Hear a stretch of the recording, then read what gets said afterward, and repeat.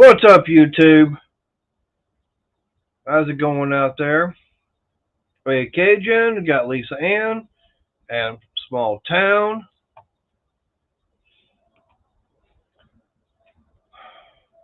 Well, at least they were. Not showing they're in there now.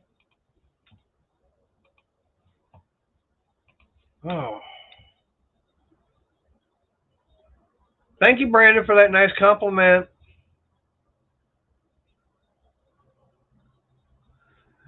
What's going on, everybody? I got my heater going. I think I got a better cigarette lighter than Small Town. Don't have to worry about burning my face. What's up, Wayne? What's up, Mike Hodge? I know what y'all are waiting on. Oh, I wish I could be doing that, Lisa. What's up, Steven?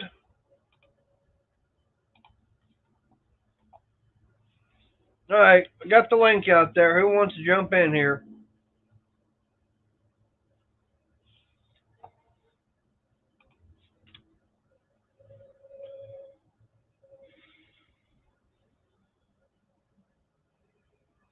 Nice, Brandon.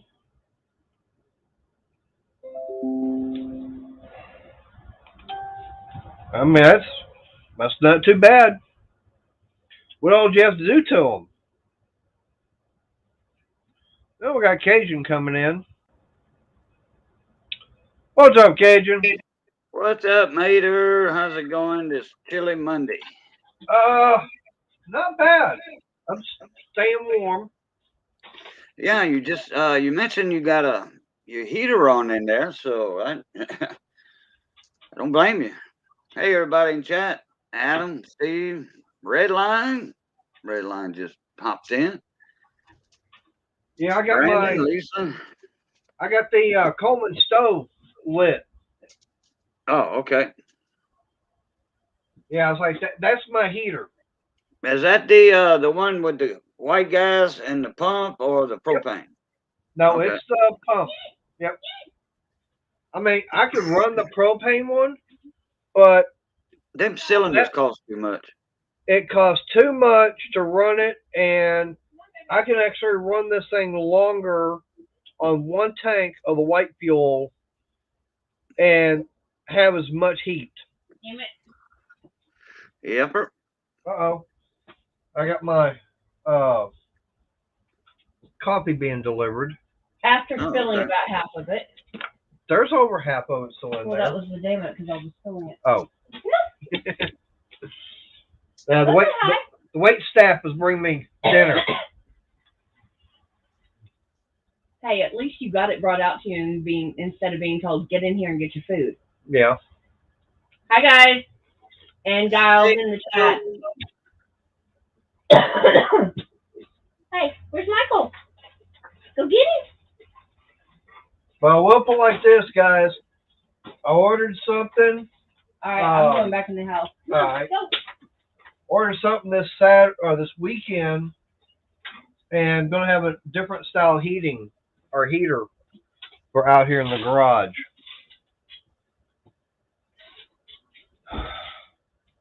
Now, how is that, Briggs? How would Hank Hill be disappointed? Because you're not using propane. Really? Yeah. Hell, this kind of stove was around before propane was even being used. Yeah, on Coleman stoves, you're right about that. Yeah. They were actually, I mean, we're talking back in over 100 years ago.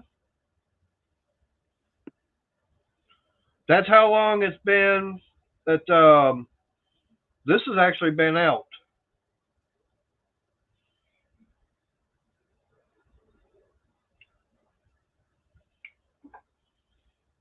And the guy that actually, Mr. Coleman, he actually saw it and everything, and he actually bought the rights to it and started developing it into what it all became. Oh, okay. What's up, Gary? Yeah, he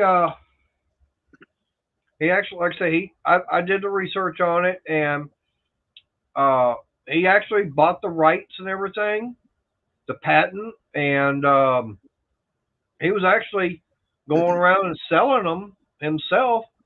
He was making, and we're talking the lanterns. Okay, this is before the stoves came out. Okay, we're talking about the single mantle lanterns. Okay, and he liked the idea. He, like I said, he got the rights and everything. Basically bought the company out and started going at it. And like I said, that was in I think back in 1920s.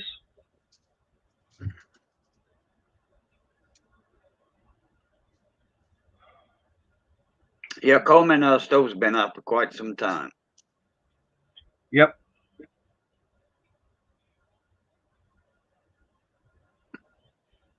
So, but like I said, um,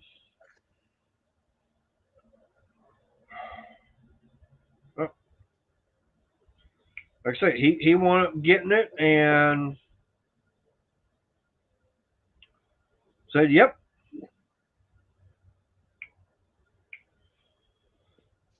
But no, I mean, because all Coleman fuel, like I say, it's nothing more than gasoline. It's basically gasoline without the additives, the anti-knock. It's been Uh, more it was it's more cleaner. refined back in the day. Well, no, it's a Because they fact. wasn't using it in cars back then. No, well, what they were using in cars was totally different than what we've got today. Yeah, well, the gas, like when white gas came out, as the old people called it, white Right, gas, unleaded and high test, high octane, you can burn that. No ethanol, if you know what I'm right. talking about. Yeah. Uh, non-ethanol 93 grade is you can use that in them Coleman stoves. Now, as far as gasoline for right now, yeah, because they've actually what they did to recently, we're talking the last 15, 20 years, they redesigned the stoves and the lanterns to run on either the camp fuel or gasoline. They're You can run them on either one, Yeah, well, the camp fuel is high grade gas. but it doesn't have the all the additives and the anti-knock. Oh, The right, right, correct. Yeah, it doesn't have the octane. I mean, it's real clear. I mean, when you pour it out, it's totally clear. That's why they call it white gas. Okay, yeah, but and your you cannot uh, run it. The thing about it, like I said, you cannot run it in a gasoline engine. You oh can, no, but I it's wouldn't not want to. No, no because I mean it's not going to run as efficient. maybe a small engine. Uh, Maybe VP Racing, they make a fuel. It's a 92 or 93. It's right, non-ethanol, and they sell it, for small engines and such. right. Uh, and that is clear as rainwater. Oh Just yeah, like the Coleman fuel. And I wouldn't doubt it if it's the same exact thing. yeah. But I mean, of course, there's no lead in it at all, so Right. that's one of the anti-knock, additives that they put in gasoline, or they used Maytag, to. yeah, Maytag engines. Briggs and Stratton made engines for Maytag washers. Yep. I think Briggs and Stratton made an engine to run just about anything. Yeah. It's like More or less. what did they not have an engine running at one time or another. Now, this is back when Maytag washers, washing machine were set out on the back porch, and you had your pump hose Yep. pointed to the ground. Yep. But like I said, tell me something that Briggs and Stratton didn't make an engine to run. Oh, Yeah, that dryer. they probably did. They probably I used doubt it. exhaust. People hung their clothes back then. They didn't even have a dryer back then. True. But commercially, I want to say, yeah, they had in commercial standards industry. But as far as for your home use, no, there was no dryers until the 50s, late 50s or something. Something like that. That's just an educated guess. Yep. Yeah.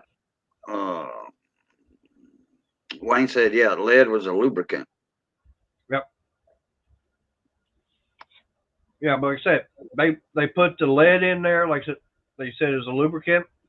But they put all the, like I said, all those additives and everything in there to do as an anti-knock. Mm-hmm. And then they would also add stuff in there to get the octane higher. So, and right now, I know Crystal was asking, I'm just now getting a chance to eat some of it. She wound up making basically tater tot casserole. Missy did that one time. Made a dish with tater tots and cheese and some ham or something or some kind of meat. Oh, yeah. But I will say this. I did help her on this. Might not have been much, but I did help her on it.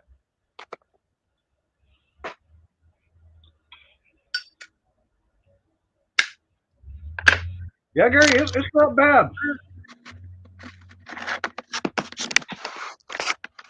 I'll tell you one time. I was telling her what I need to do is I need to make my version of shepherd's pie again. Oh, man, I like that stuff. Oh, yeah. I do a different version on it, and it comes out really good.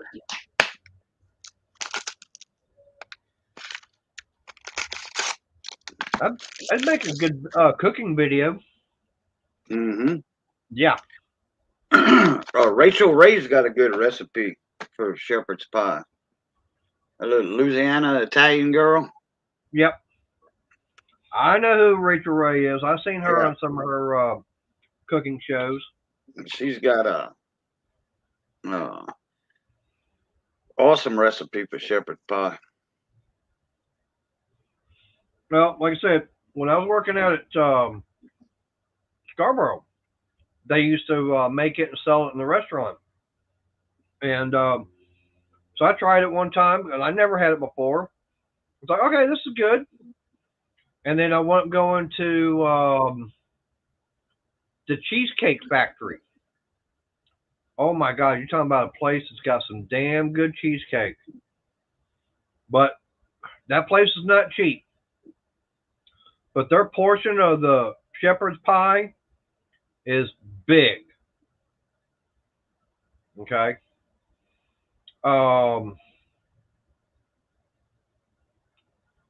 Damn. But I want to be eating it and everything. Okay, fine. I like this. I found out what all it takes to make it. It's like, this is good, but I think I can make an improvement on it. And that's exactly what I've done. Okay. Let's just say I add a can of biscuits to it. Oh, okay. Like Grands or something like that, or the regular little plain biscuits. It'd be like Grands. Oh, okay. Yeah. Because Grands got that flaky crust and layers. The layers, and then you just plain old biscuits like the little six pack cans you buy. Remember, them things used to be $1 for a 6-pack of biscuits. Yep. You didn't have to have a flour mess on your table or your counter. You just pop them, pop a can open, stick them in the oven, and those were awesome biscuits. And Mama used to make pig in a blanket with them, with hot dogs in them or little sausages, not Vienna sausage, but a real sausage, but they were small. Right. I'd rather pig in a blanket with the little sausages than weenies. Right. Hot dog wieners. And I tell you, you talking about pigs in a blanket, that is one thing that really bugs the hell out of me. Hey, Smitty. But Hey, Stephen Doolittle. I did Yep. not say she was from Louisiana. I said that Louisiana and Italian girl. She's half Cajun. Yep. All right. She's not 100% Italian. You better go reread your info. Yeah. But she even says that in her cooking shows. Yep. I'm not pure Italian. I have Cajun blood. My grandparents were Cajuns from Louisiana.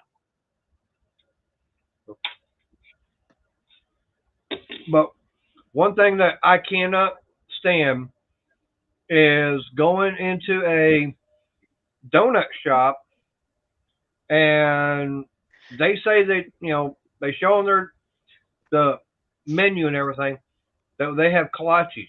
I walked into one time. I said, okay. She goes, what are you looking for? So I'm looking for kolaches. She goes, they're right here. I go, where? I'm looking at everything. She goes, right here. She pulls the tray out. Oh, you talking about the pigs in a blanket? She goes, no, these are kolaches. No, those are pigs in a blanket. That's not a kolache. I am part Czech and everything, and here in Ennis, this is a Czech town. Okay? Oh.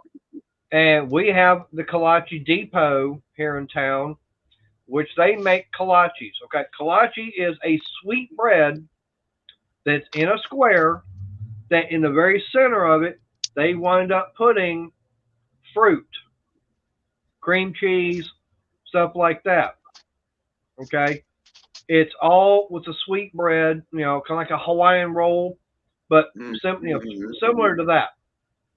But they will put different types of fruit. They'll put cream cheese in there with fruit. They put prunes in there, which I still haven't figured out why. But every time I go into a donut shop and they say they got kolaches, okay, and to me, that's a kalachnik. So that's what someone from Czechoslovakia would say. It's a kalachnik, not a kolache.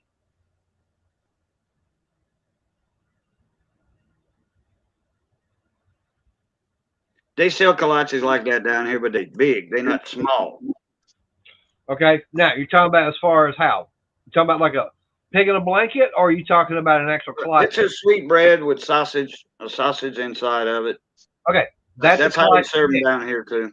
Yeah, well, that's not a kolache. That's a kolache. Well, now you can get two kinds. You can get the one with the fruit or the meat. Okay, but now a kolache is with the fruit and everything. But if you've got it with meat, it's a kalachnik. It's not a kolache. That's what I'm saying. They call them kolaches, but it's not an actual kolache. It's a kalachnik. Wow. So, totally different. And let's see who. Oh, Williams. Williams in the house. Yep. Smitty. Now, Smitty was gonna come in and just say hi and everything, and basically pop out and saying, "Hey, don't forget to hit that thumbs up." Yeah, that's right. How many thumbs up have I gotten? I don't know. Let me go over to the YouTube side and see. I see 8, but let me reload the page.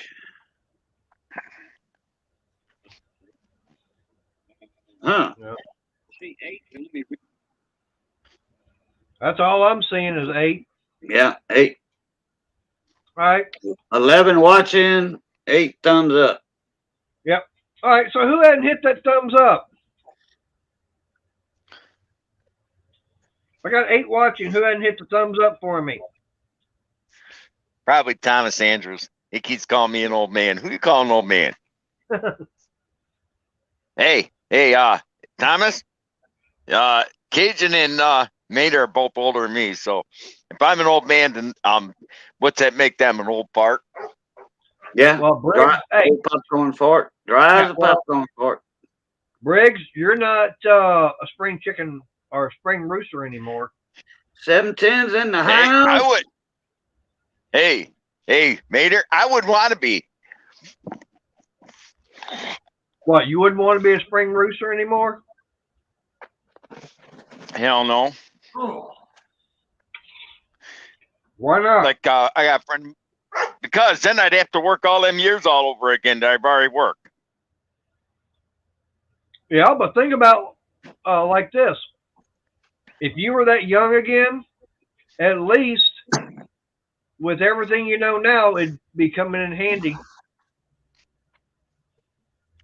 The only way I'd want to do that is if I go back to when I was that young. I wouldn't want to be that young today. Yeah, just think about all the knowledge you would have for back then. What? Think about everything that you'd wind I'd up. go back in time. Yeah. And if you had kind of like the Marty McFly, and where he had that sports almanac, if you had that, with knowing all the scores for all the games and everything, think about how much you would clear. I got cash. I know it. I know that. And I really don't feel like going. You put $100 bet, say down on that Super Bowl and everything, and everybody's saying, "Oh, the other team's going to win." You say, "Nope, this team's going to win. Give me some points." If you want. Oh crap! I'm not muted. Oh, believe me, if I could do that, go back in time, get a book like that, oh yeah. I wouldn't want the betting thing. I'd want the lottery numbers. Yeah.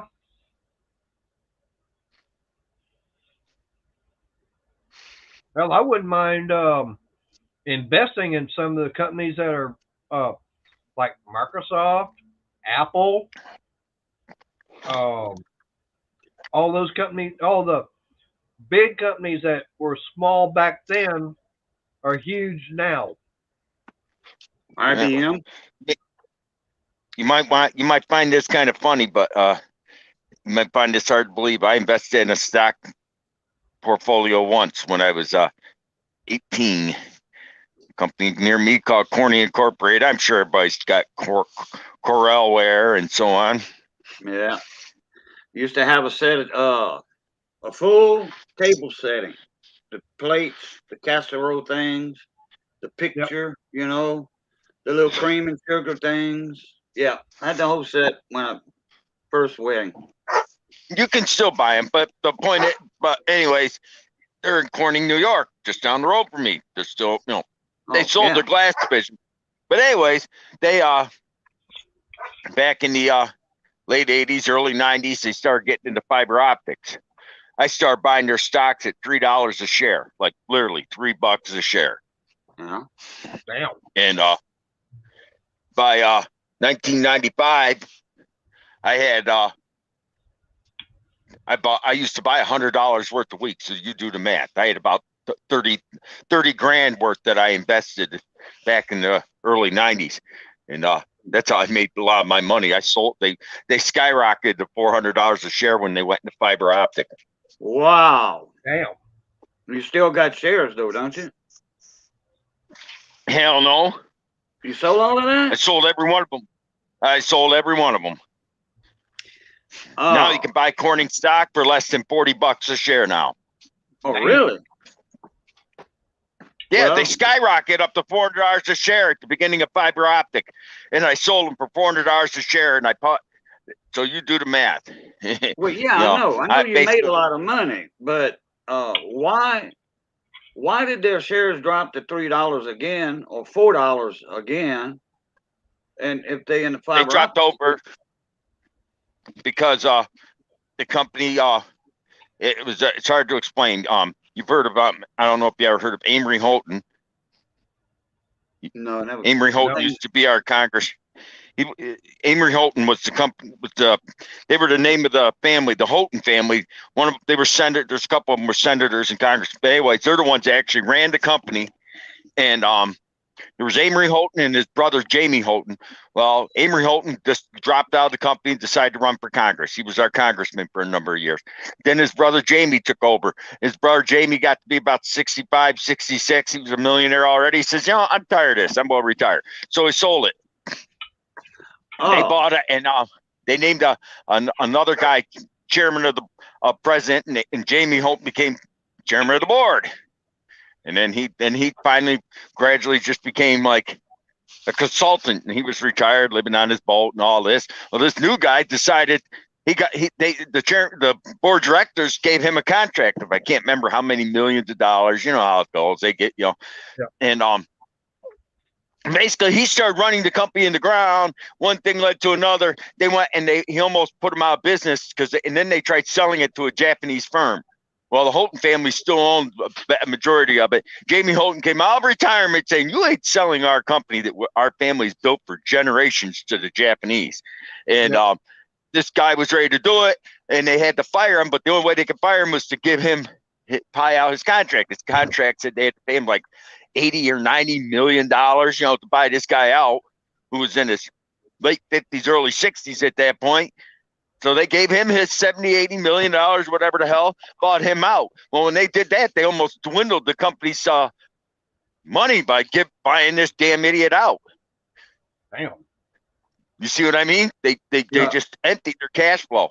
Well, by doing that, are they still manufacturing fiber optic cables or fiber optics or?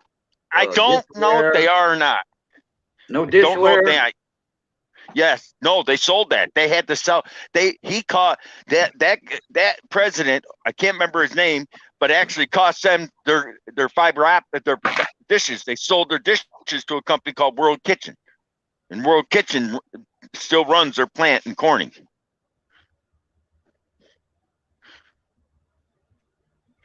You see what I mean? You'd have to look them up. I don't know if they're still in business or not. They might be.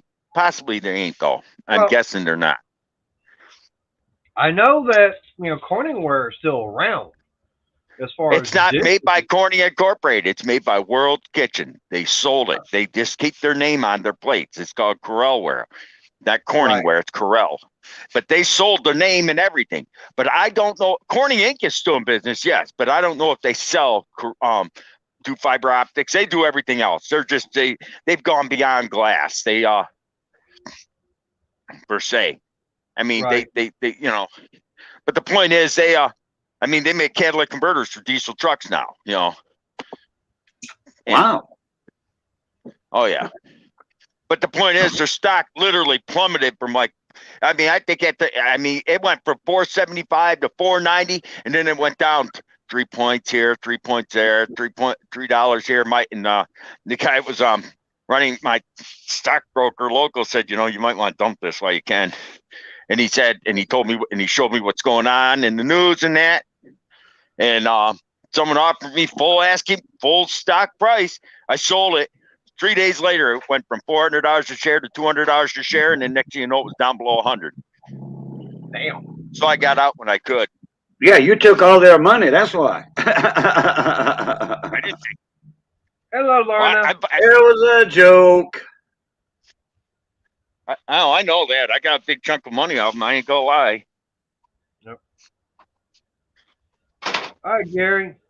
Hey, Miss Lorna. Hey, I put the notice out earlier. I can't believe Gary said he just got the notice. Yeah, 10 minutes ago. He'd been here 10, 15 minutes. Yep. At least. Well, everybody knows I go live Wait a minute. Yeah. It don't matter when he came in, but yeah, he's just saying, wow, a notice just popped up now. Okay. All right. Hey, it's money. Money.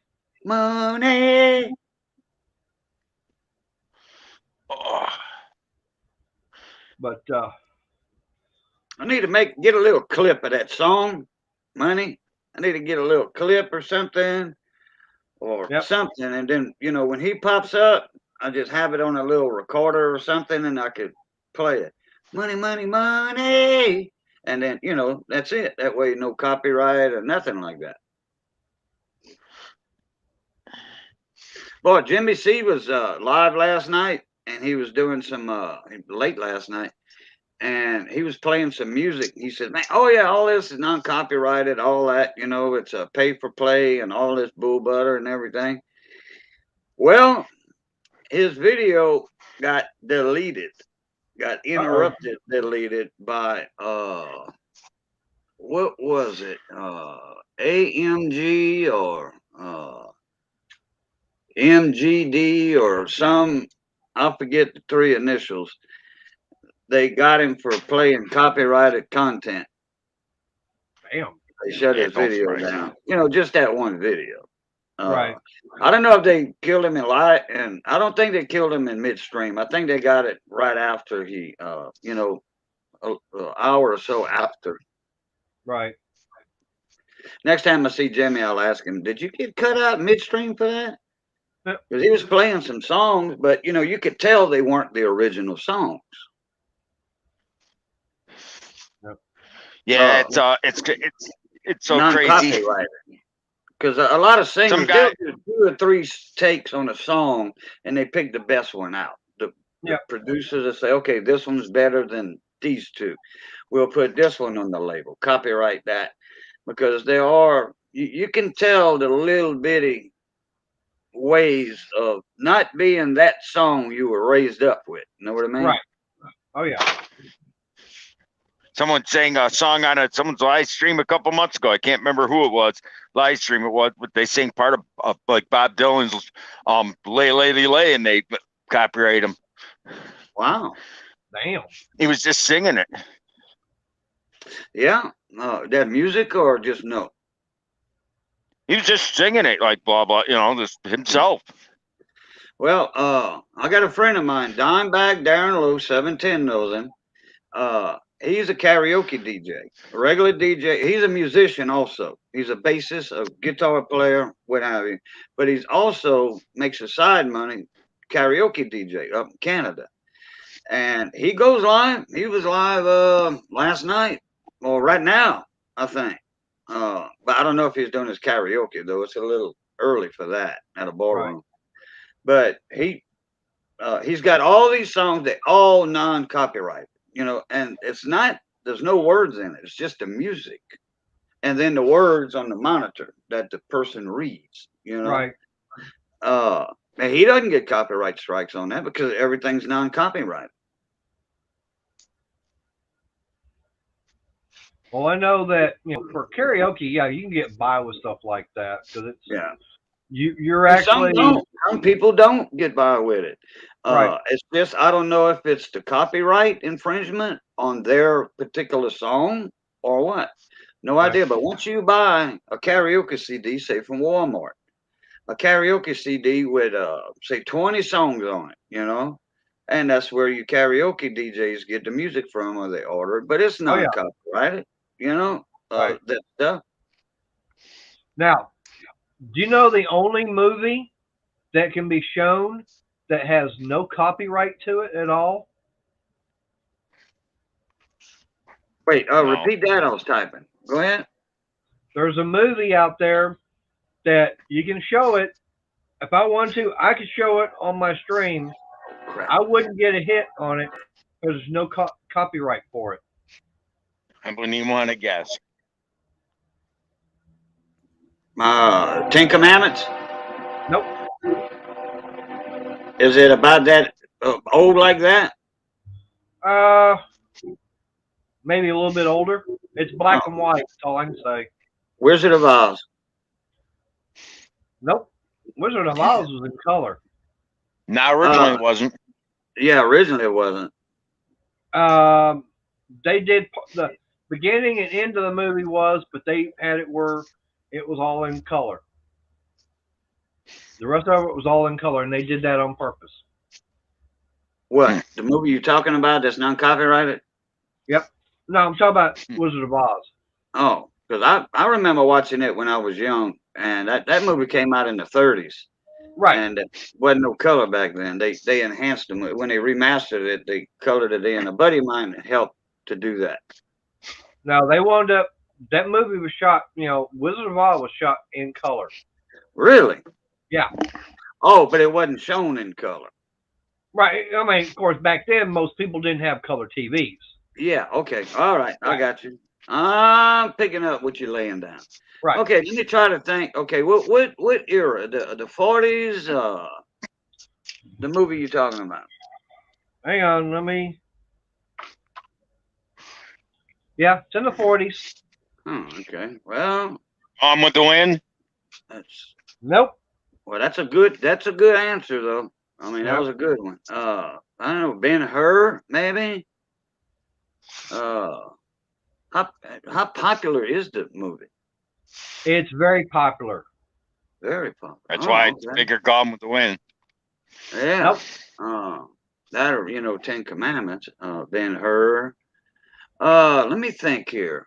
You said the 40s? Pop a blood. Yep. Don't pop Okay, a blood the vessel. 40s. Do what, Brick? No, I told Cajun don't pop a blood vessel. Trying to think. Yep. Okay, Miss Maggie. I'm going to work.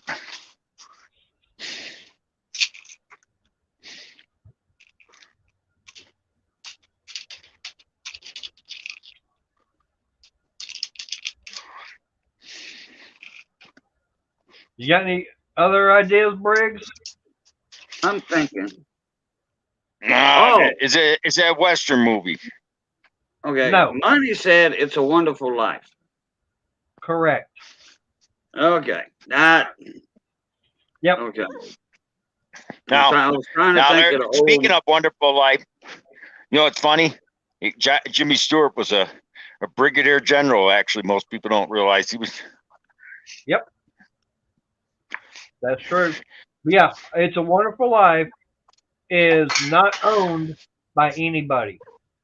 I'll be dog. It's a publicly, basically, it's open for anybody.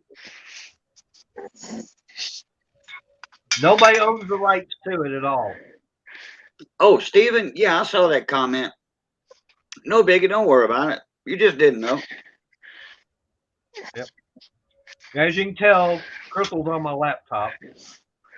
Yeah, no problem. Yep.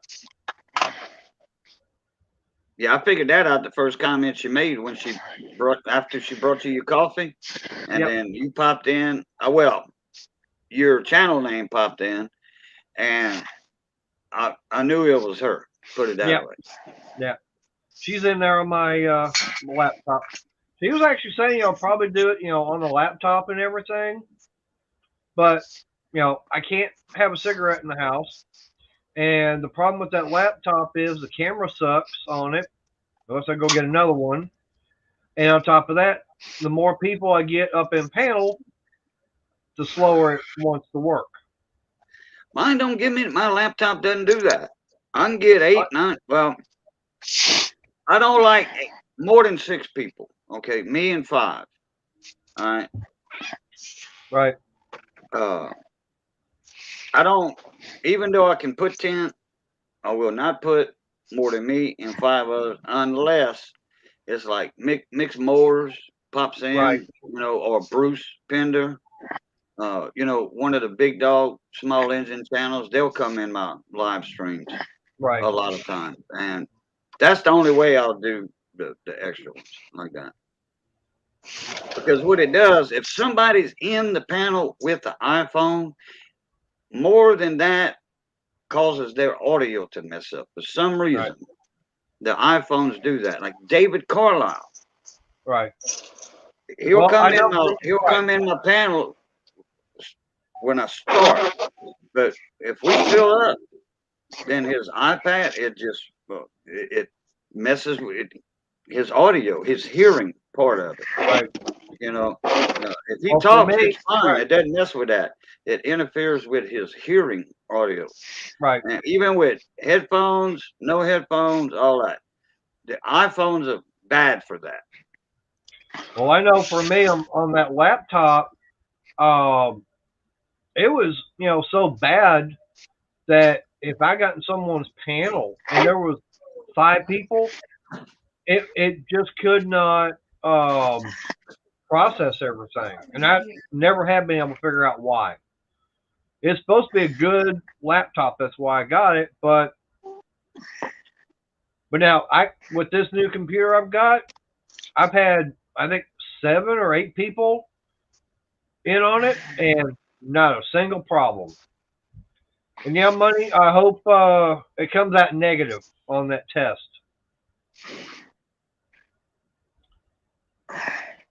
What test? He went and got the flu test. He got that kung flu test. Who did? Money. Oh, okay. Yeah, I remember him saying he might have it. Yeah.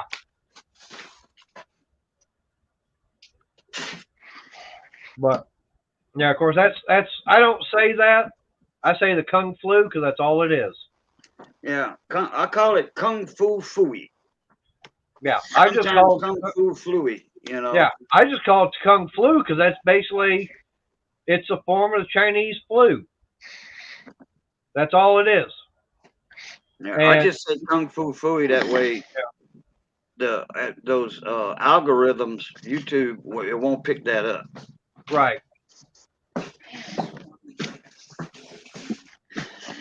Because I mean, they saying that you can't say the C virus, coronavirus. Right. A lot of people were misled by that. YouTube does not want any videos title. I got an email from YouTube. No title of videos unless you're a government agency, with the health department, Right. giving out a warning or something. You cannot title your videos in that, and you can't, have a whole video just on that subject. Oh yeah. Okay? You can mention it in a video, like, okay, I got it. If I got it, per se, hypothetical. Right. Hey guys, I got the coronavirus. Okay, I got it. They don't care if you say that. They just don't want no topics on it. Right. Well, now I'll put like this. I don't have a problem with the word coronavirus, concerning the fact that a lot of people still don't realize that your common cold and the flu have been, they are basically a coronavirus.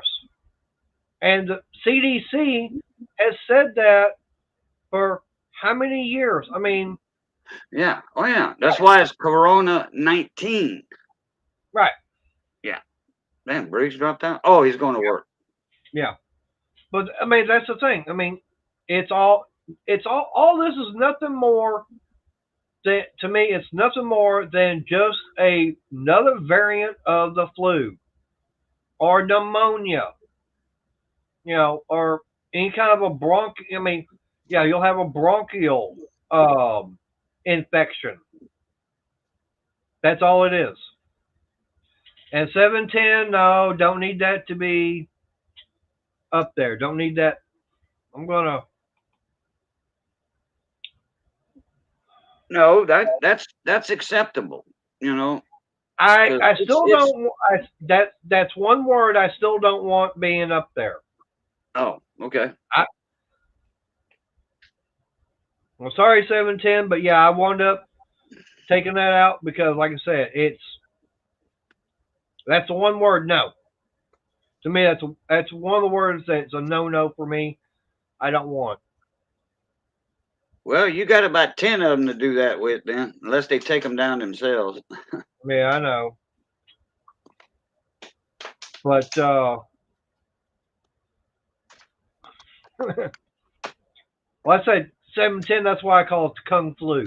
Good. That's all it is. Hey, Mater, I got a question for you. All right, I got what's a that? question. Look on somebody that's not monetized or monetized. I just want to see. Click on the 3 dots to the right of their name, the right of the chat. Like Lisa talking Ann. about someone that's talking about a moderator? No. I'm not talking about that. Okay, Lisa Ann, she's not blue. Click on the 3 dots and tell me what you see. Everything you see. It says go to channel, pin message, report. Okay, stop. That's enough. Go to channel. YouTube, put that back up. Oh, really? Yeah, you never seen that before. Huh. Well, they stopped that 4 or 5 years ago, I think. But no, wait a minute. No. About 2.5, 3 years ago, they stopped that go-to channel. Right. Because YouTube was thinking it was sub or sub, and now all them trolls are coming out and all that bull. Big T mentioned that last Thursday, I think. Thursday night he mentioned it on his live stream, saying, "Hey, Cajun, guess what?" I say, "What?" He said, "Remember the old go-to channel on the 3 dots?" I'm like, "Yeah." He said they brought it back. I tried it. No, I think you have to be the host. But there was a few people in the live chat that night, in the panel and in the chat, that says, "Yeah, I see it. I can do it." And I'm like, I couldn't. I still can't. Next time I go live, I'll look and see if I can, and then find out what's up with that. Well, basically, I click on every single one, and yeah, hell, even on mine, it says go to channel. Money Maniac says, "I see it." Yep. I see it even on yours. Well, yeah, but Money says he can see it. I can't. Huh. I see it on every single one. All I see is report or block on Money. He's a moderator, so I can't see hide and all that crap. Right. Well, like I said, like on Lisa's, I just clicked on her again. It says go to channel, pin message, report, remove, put user in timeout, hide user, and then add moderator.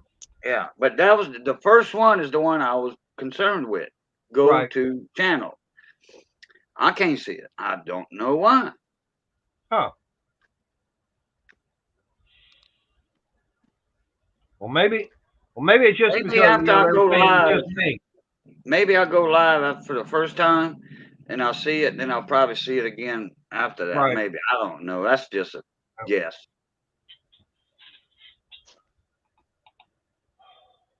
There's no telling. I won't tell if you won't. Yep. See. Yep. 710 can't see it. Lisa can't see it. Right. Money can. I don't know why. I don't know how he's able to see it. I mean, I can see it on every single one. But one? I can see it on every. I can see it on every single one. Oh. That's in chat. Right. Or I'm looking at it, through the YouTube side, not through the StreamYard side. Yeah, I'm on the YouTube side. Yep. Doing it. I even deleted the side chat and went on the regular YouTube side of it. I just clicked on the YouTube side, the live stream on the YouTube, not the StreamYard, and clicked on the regular chat in there, and then I had to pop out the chat again, throw it on the side of the StreamYard, but I still couldn't see it, even on the YouTube part, the whole YouTube part, not even on StreamYard. Now, Money, do you have your YouTube popped out on the side now, since you're up in live stream? What, me? No, Money. Oh. Yeah. Okay, you have your YouTube popped out on the side. Can you still see go-to channel?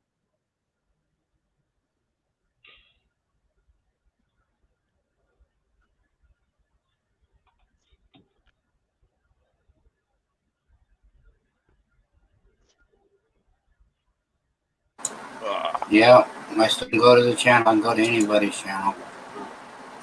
Well, happy dog. I don't know why I can't, I guess they didn't. It might be something you might have to You might have to. Maybe you might have to reset something. Oh, just restart the computer or okay. Yeah, you gotta restart. Do a restart. Maybe. Get the files all in order, probably.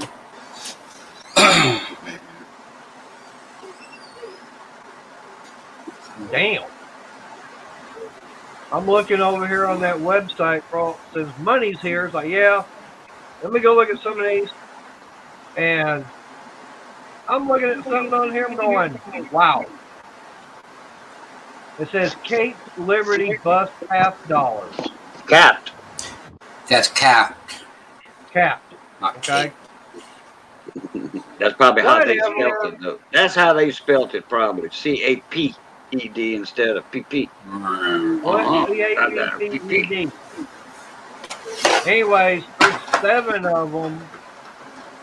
And you tell, okay, how expensive are these? Well, if they for real and in real good and decent shape, they worth a lot of money because that's your early 1800s. Yeah, well, it depends on, is it $1, $half? Yeah. Is it a half dime? Is it a dime? It says $50. Okay.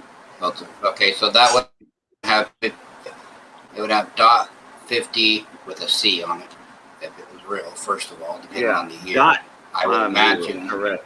I would imagine it's a 19 in the 20s. Those are the common years. If it's pre-20s, then I would definitely be looking at it a lot harder. Well, there ain't no 1900s on here. 1800s. I mean, No. sorry, 1820s. Like The 20s.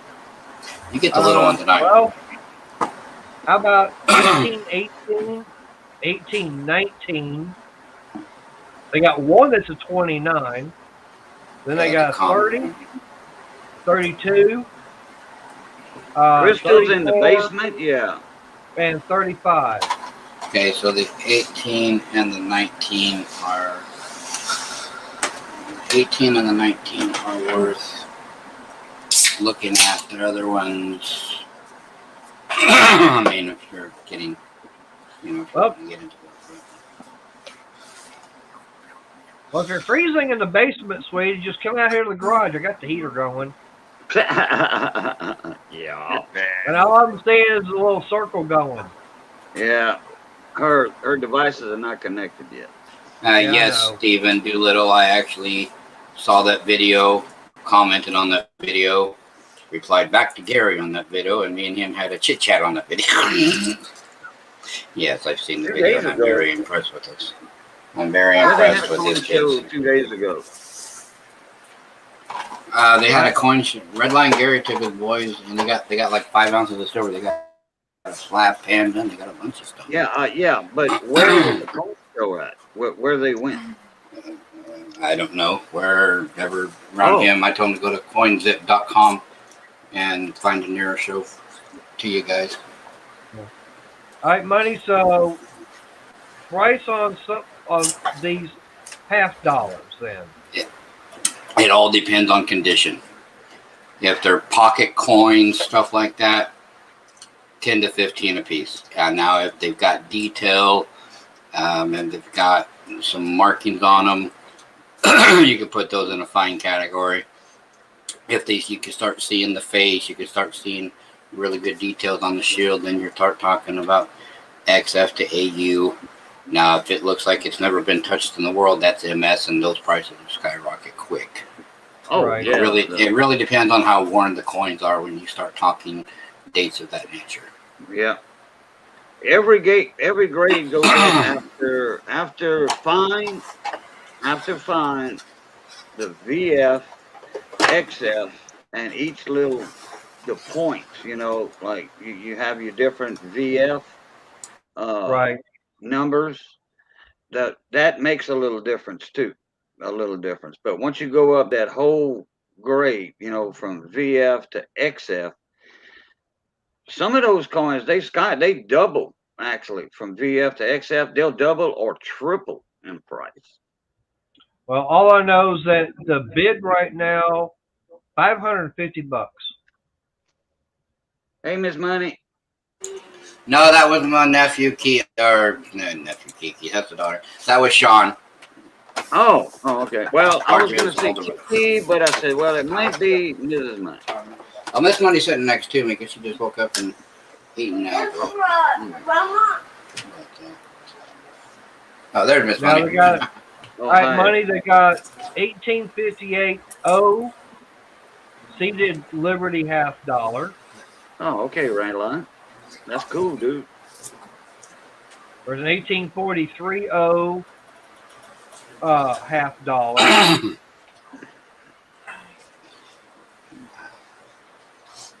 Damn, that's just 42 they've got. Not that great a condition. Which one it is? 1851. Is it the that's the only New Orleans mint mark on the half dime, right? I'm pretty sure I've heard Billy tell you over and over again that you're not allowed it. I think so. My brain's not working right now. I think it's a 51. Oh, that was the only New Orleans mint on the half dime. I think. Let me go in here. Let me open up this page and see.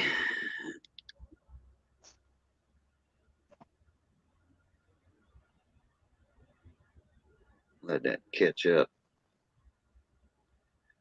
Catch up with some mustard.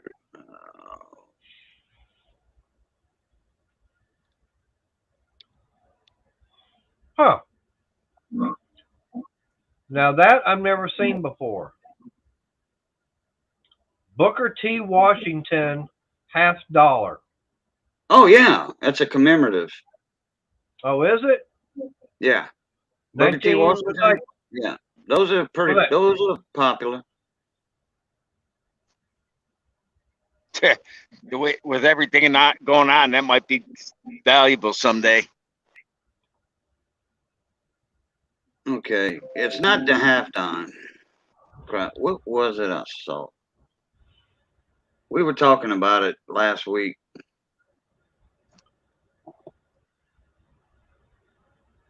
there's one that says for Carver Liberty Booker T. Washington $half. 1952. Huh. Yeah, it's a commemorative. So were those real coins minted, or are they just or are they just ones for, you know? They were commemorative, but they were worth 50 cents if you wanted to spend it. Huh.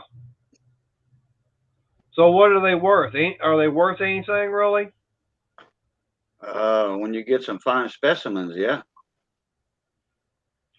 Because right now the bid's at $25. That's why I was asking. I just didn't know, because I never seen that before.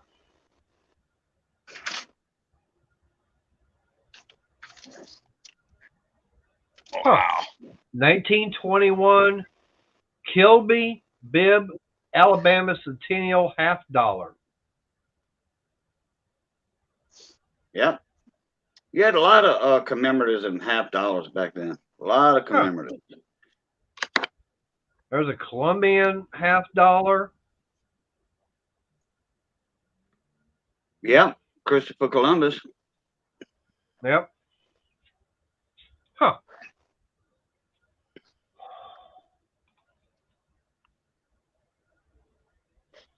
Stone Mountain $half. Like 1925. Stone Mountain? Damn. Oh, yeah. Yeah. That's a popular one. Is it? Yeah. Then they have the commemorative half with the way I know we were talking with the Indian, and the pioneer. Yeah. I know we were talking to you guys, and I'm just didn't know I was muted. Yeah. It's the Quint, No, anyway. I was telling you that I wouldn't pay more than $10 for the Christopher Columbuses, but that's me. But I got to resell them. right. Retail, if I'm buying them for a collection, I pay no more than $15 a piece for them.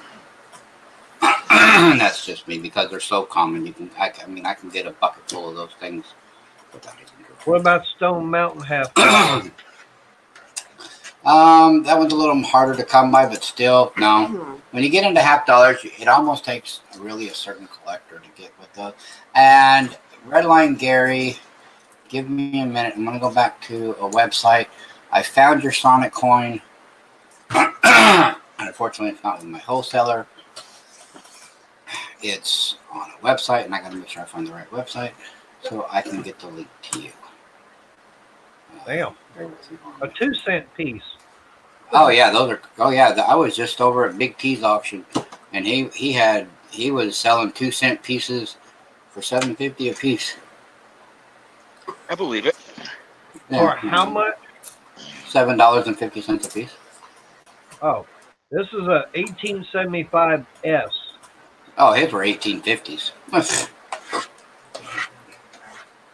Well, right now the current bid is like $100.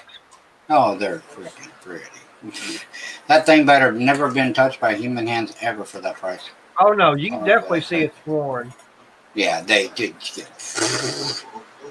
Someone's just trying to get somebody on that one. Let's see, there's here. Is it here? Now here's some of the Captain Dime.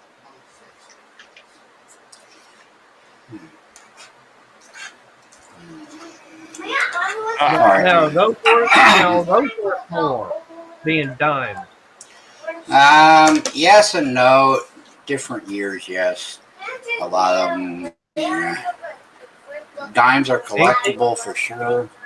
But again, right now, people are wanting. My biggest sellers right now is what Gary's kids went and got. See, right now, what you're talking about is numismatic stuff. People are the silver bullion, silver stacking. That's what 90% of people are going after, even the coin collectors right now, because I don't want to get into politics, but because of where our inflation is, where our dollar is right now, so people are getting scared. And I can't keep silver. I have some, but mine is like the government-backed stuff. But as far as generic, I'm still sold out. Last time I sold, I had one guy I had 18 generic rounds left. He bought all 18 of them in one swoop. He's like, how much for all of it? He's like, how many generic rounds you got there? I said, 18. He said, well, you take 26 a piece for them if I buy all 18. I was selling for 27. I said, yeah, I'll take $1 off. That's what I would have done at the table. So for sure, I'll do that. And he bought every one of them, 26 a piece.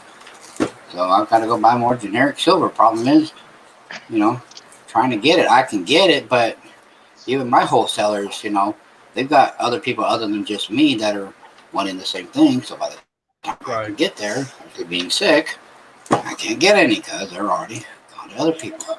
I'm still looking. I'm not on StreamYard right now, so I'm not looking at comments. So if someone says something to me, I apologize. I'm not ignoring you. I'm trying to find this for Gary to... Anyway, Gary, when I find it, I don't know if the price has changed, but I found it yesterday. It was a Sonic coin because I'm still looking for you. And I found it for $26 and change. But if you use the card, it was going to be $28.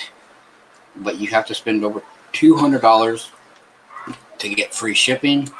So they'll probably tack on another $10. So you're almost looking at $40 for this coin, which would have been about where I would have been if I was able to buy it for you. So, I mean, I don't know if you want to, just get a bunch of silver for yourself and get up to over $199 and get free shipping. Save yourself that way. They got raw pandas here for $29. I mean, they got bars and different things for 26, 27 a piece. So, all right, that's not on that website. Go to the next one. Where the hell is this? 1804 straight bus half cent. What is it? Is it two? That's what I was asking. No, I'm talking about Grandma's story we're about to Now here's something I know money would go nuts over. Okay. Actually, more agent than anything else. Yeah, what's that? 1900 S Liberty Head $20 gold coin. Nope, there's no money again.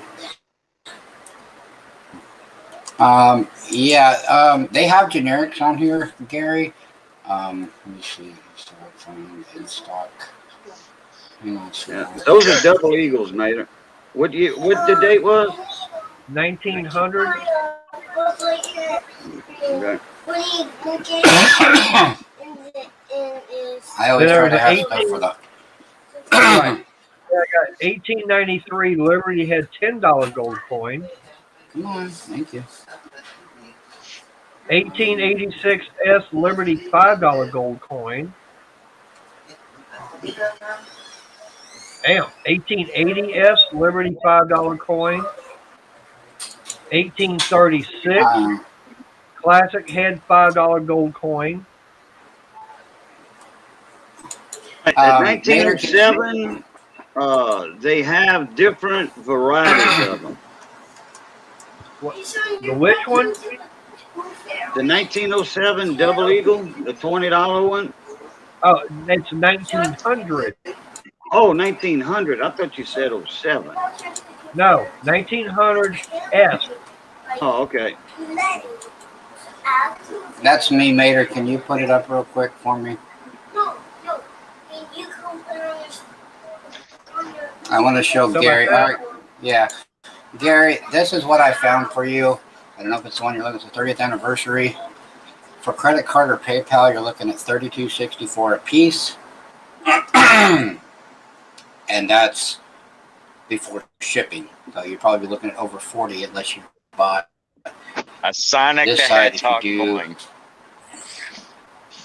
fast and free shipping on orders over $199. So if you did the $200 order with these guys, and they've got, look at all this different silver stuff. I mean, they've got Jurassic Park, South Park. I mean, Elephant. Well, that's what Biblical, he's looking for, Jurassic Park.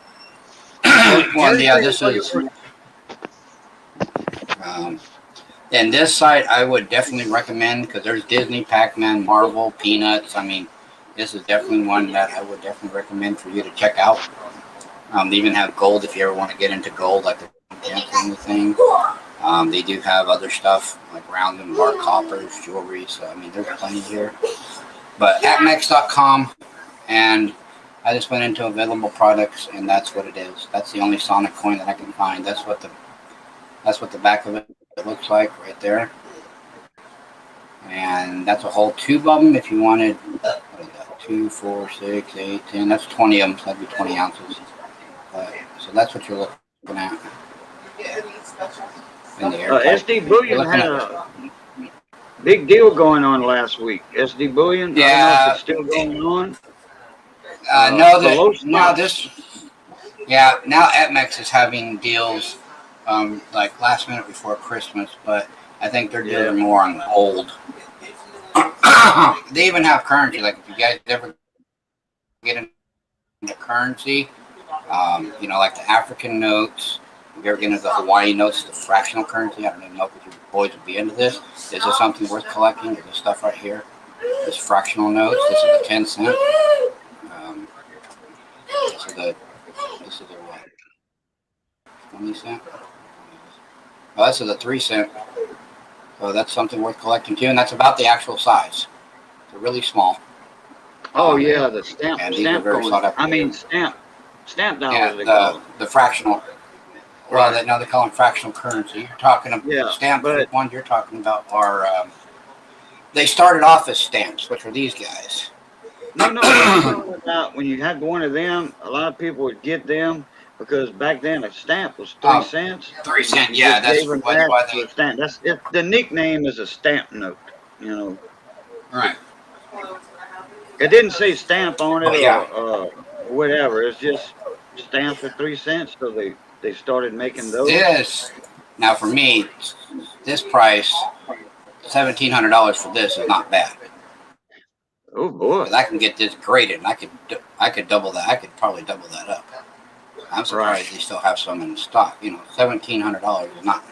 Yeah, it's a lot of money, but for something like this, I mean, you find the right collector at the numismatic show, this would be gone in no time. That would be an extra big holder on that one. What's the value on something like that, money?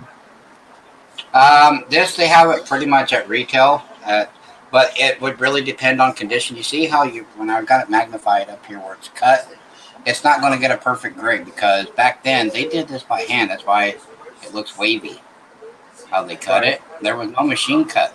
So getting these at any of these, even if they're uncirculated, getting these in a 60 is rare. Getting these in a high 60 is ultra rare.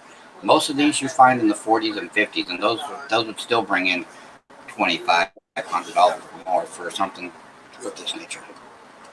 Damn. That's why I'm surprised this was not. But I mean, not too many people have $1,700. They could just go throw at something like this and then go grade it, just to. Right. But I'm surprised that the dealers, because I know there's plenty of dealers. I'm surprised they're not all over this unless they already have a couple of them. Which unfortunately, I'm a dealer that doesn't have it yet. So, but yeah, I'm just saying that, like, back to silver.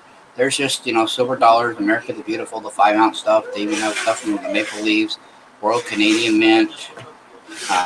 Stuff from Africa, the beer kookaburras, or stuff like that. Your Philharmonics, I got a bunch of those. There's your pandas right here. We got pandas, Mr. Boyka. Different. They even got sets, and you can get in packages like this, or you can get them raw, or like he did. He got them graded. Steve, he said you got it for 30. You said you got it for $35. Look at that price. Hey, Jamie. Because just like this panda here is a 69, which your son got a 70, I believe. That one's he basically got it for less than a 69 price. That's why I said your son did awesome. Because that's just unheard of right now. But anyway, all right, I'm done with that screen. Let's get rid of it. You can throw it away. All right, so okay, now since you're done with that, all right, now that 1900S already had $20 gold coin. What is something like that value-wise? Okay, now it's in VF, very fine, according to Coinbook USA, not the great sheet, is 2,600, which that would be the melt value of gold, or melt value plus a little numismatic value to it. So right now that coin at 2,600. Which coin? Give or take a couple dollars, yeah. 1900S. Yes, they all. I don't care. All of those gold $20 double eagles, they all that price I said in VF. Very fine. From dealer to dealer, if I were to get that from another dealer, if I were to sell it to another dealer, and this is discounting it a lot, we'd probably be at 2,400,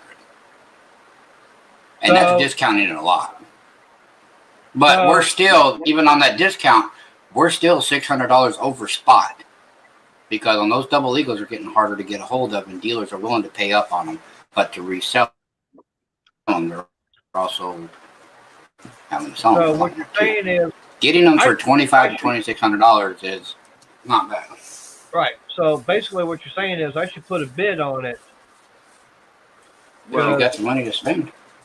Well, I'll like this. The current bid, $1,450.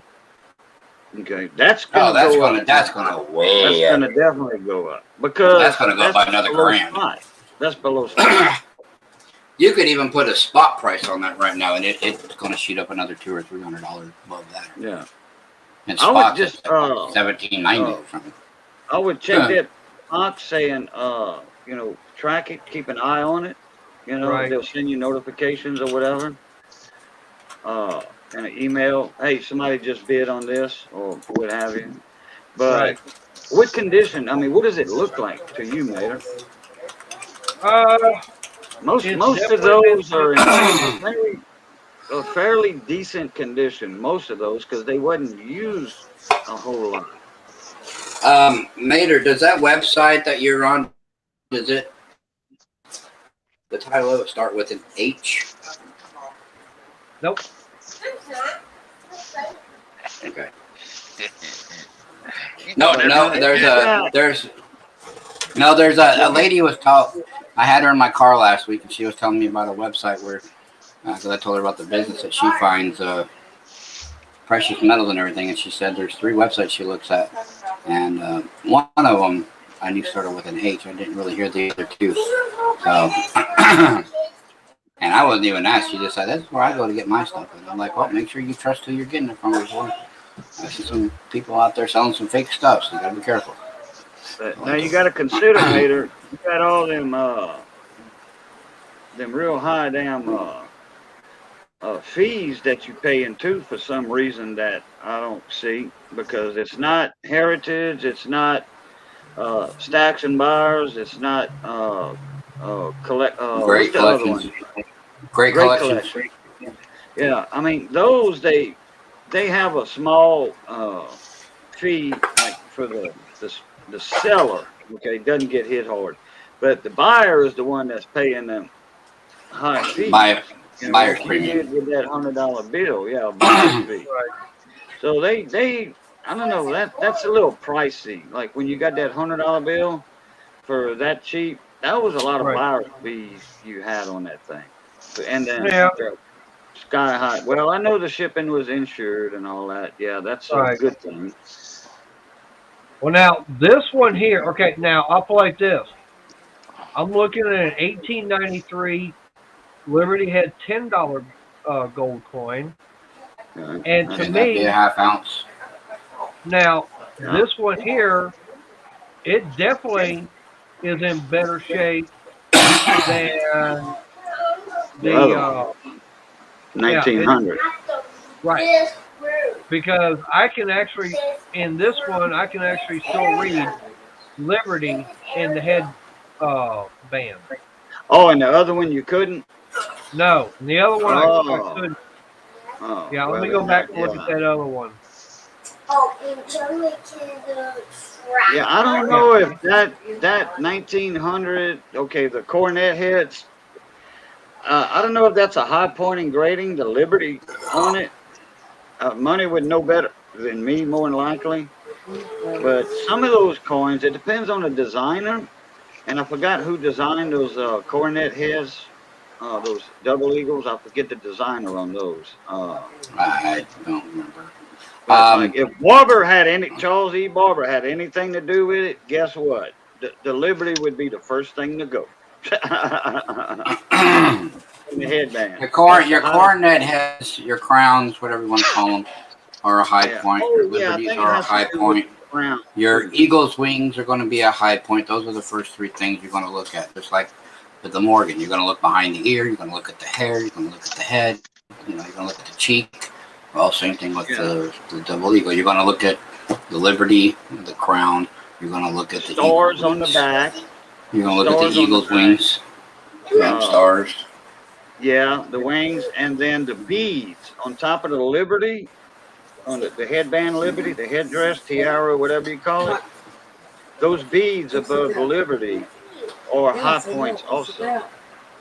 If the beads are worn out and the Liberty is getting wore out, that coin's been used. It's been in gamblers' pockets and all that stuff for a while. Well, all I can say is this $10 one, between the 20, the 10, and the 5, the $10 gold coin is in I'd say about 10 times better shape, because I can see basically I can see all the details and the feathers on the eagle. Yeah, because your $20 is going to be the ounce, your $10 the ½ ounce, your $5 the quarter ounce, your $2.50 is the 10th ounce. But I mean, I can $2.50 is a quarter ounce. Yeah, I'm sorry, $2.50 is quarter ounce. But I'll play this. I can see detail in the feet on the eagle. Yeah. Whereas the other ones, I couldn't. I mean, I can still see the feathers in the arrow. The detail of the fletches? Yeah. Okay. And you said the Liberty is wearing out? Okay, now on the $10 one, I can read Liberty no problem. Okay. And I can see the eye with no problem. Like I said, now this is 1893. Oh, thank you. But the bid on it right now is $900. Is this for all three or is this for individuals? Individual.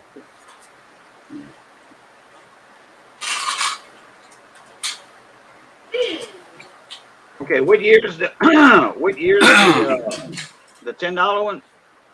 1893. Okay.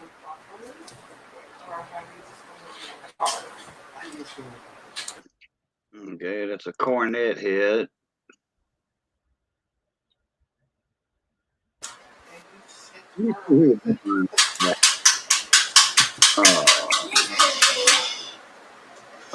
Oh, Christian. Oh, Gobrek. Okay, Gobrek. Yeah, with the Gobrek dollars, the silver ones. Christian Gobrek. 1893.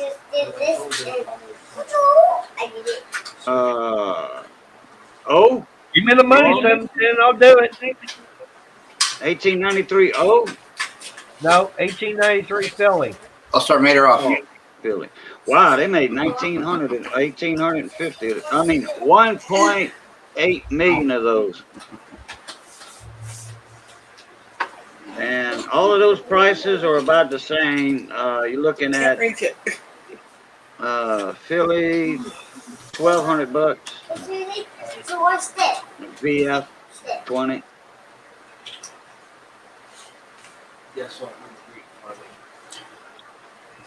I'd put this one higher than a 20. Which means I wouldn't buy it for no more than 1,000. Well, like I said, right now the bid's at 900. Okay, you see her cap. Well, I say cap. You see the Liberty band. Okay, the Yep. head. I'll just say headdress. It's not headdress. Right above Liberty, they have a high ridge on it. Is that still prominent? Yep. Okay. And I can see detailing in the little stars going around. Yeah. Okay. What about the little curly Q hair below the ear, on the neck? Yep, I can see it. Real prominent. Okay. Yeah. Hmm. How about the shield on the eagle? The shield. What about it? A lot of detail. You see on the top of the shield, there's a bunch of horizontal lines, and then below that, there's the stripes. They real fine details. Yep, I can see them. Well, then, yeah, that one's in better shape than that 1900. Oh, yeah. I mean, I can see the feathers coming down the neck of the eagle. I can even see the eye on it. Okay. The beak is definitely, you can definitely tell that. You can see the opening for the mouth. All right, I got a question.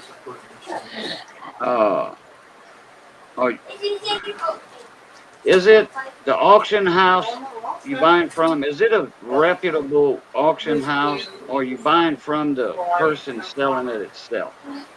It's going to the auction house. Okay. Because, well, then they verified it's a real coin. Yep. Okay. You got to watch out for that. Can't fly. Bumblebee can fly. Yeah, Bumblebee can fly. So, all right, Lisa, you take it easy. All right, Lisa Ann.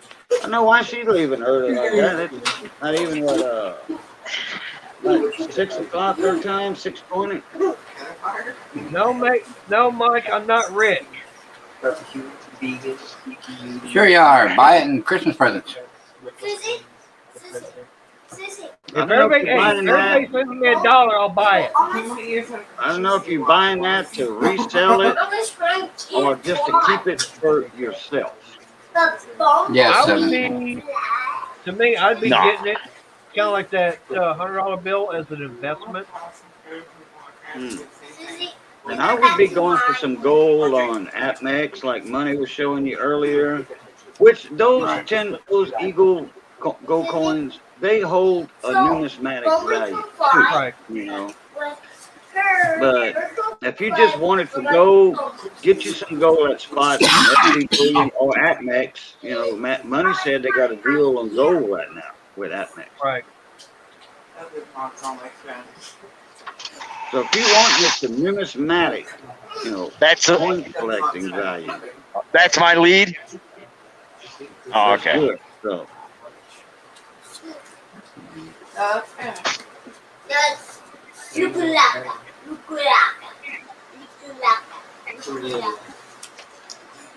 That's my word.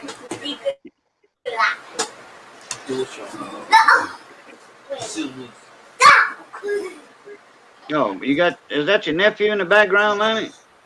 Yes, that's a 4-year-old being loud. Yeah, your mic's picking him up almost the same as you. Yeah.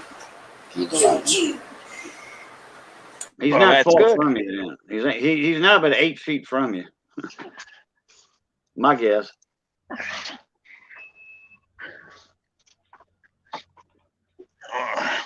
Oh, you didn't have to mute yourself.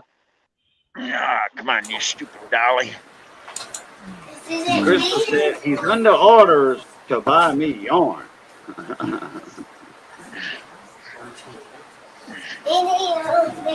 What's this one?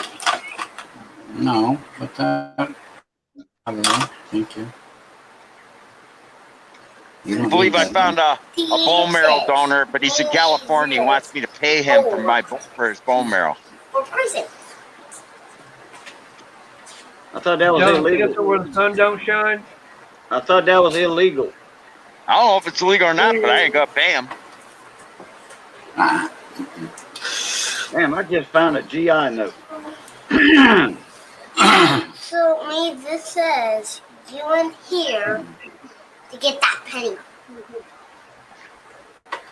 Here. I'll just embarrass him. I'll Get that penny. So where You're you right. get It might be these illegal, but key cards? that don't mean they can't try. I mean, they can ask for expenses like travel expenses. No, I think they're ability. Yeah. But come on, Yeah, but what's he wanting for it? $9 grand. Go! We keep doing it. I keep doing it. Why are you so loud? No, I'm not under orders. I'm asking you to do it. So yeah, that's why I'm willing to buy the yarn. Sale at I Hobby wouldn't do Lobby this week. Wow. True. That's fine. One of my cousins was manager of Hobby Lobby. I don't know if he still is or not. I'm gonna have to find out. Maybe he can discount Missy some yarn when they have clearances on stuff like that. The managers can discount it even more just to move it. You know? But if it's for sale at regular price, they could probably get 10-15% off. But if it's on clearance like a Tractor Supply, I knew the manager over there, and they had some stuff on sale, some bamboo potting cups and the little saucer that goes underneath of it, for little small potted plants. And I got 100 of them, I think, for $3, 3 cents a piece for the set. I got 100, and I was giving those out as gifts at our get-togethers for the garden forum, the Bayou Gardener. Well, all I know is that after we went to the toy drive yesterday, one of the guys was talking about crocheting and everything. So something was mentioned and everything, and it's like, okay, so Chris and I were discussing it, and I mentioned it to someone else over there. They said, yeah, I can do, basically it's like, make one as a, personally for me. They'll basically take a look at it, and if they're interested, and Crystal can come up with a price and everything, they may wind up wanting to have her make more of them, Go ahead. All right.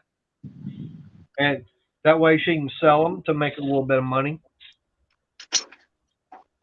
How many skeins a yarn does it take for Missy to make a throw Cajun? What size? 7/10.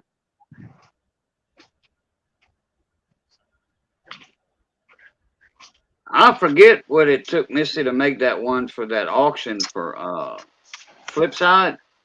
You know, Big Flip. His wife. I forget. That was you know, just a throw. You know, like a little comfy blanket on the sofa.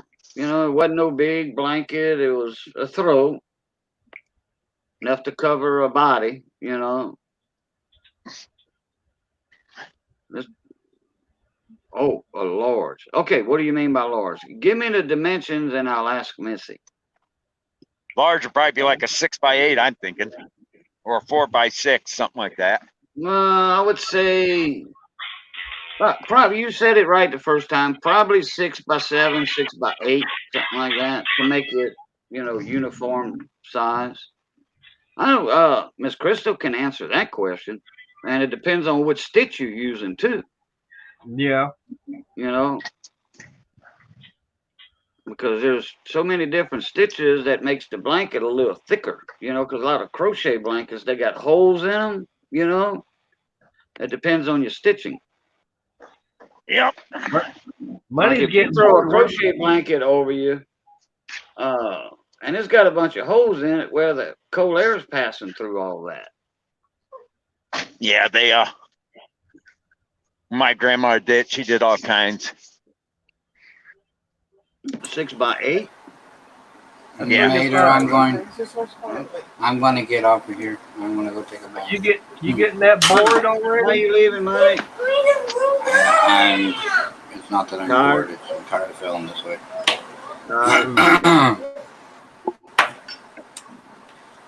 Y'all have All right, a good Money, night. well, take care, buddy. Hey, Merry Christmas if I don't see you before then, okay? Merry Christmas to everybody. All right. Hopefully Bye, you get guys. feeling better. I hope so too. Yeah, you look tired, Money. Well, he looks tired.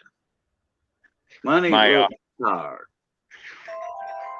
Yeah, I made my niece cry because she thought I was going to die on her just because my leukemia is back. I said, "You worry too much. I ain't worried."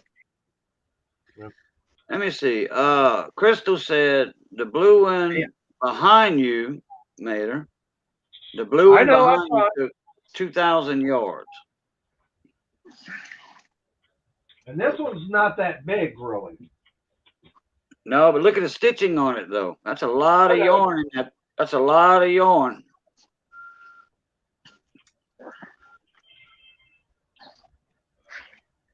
That's a little bit over 5 foot.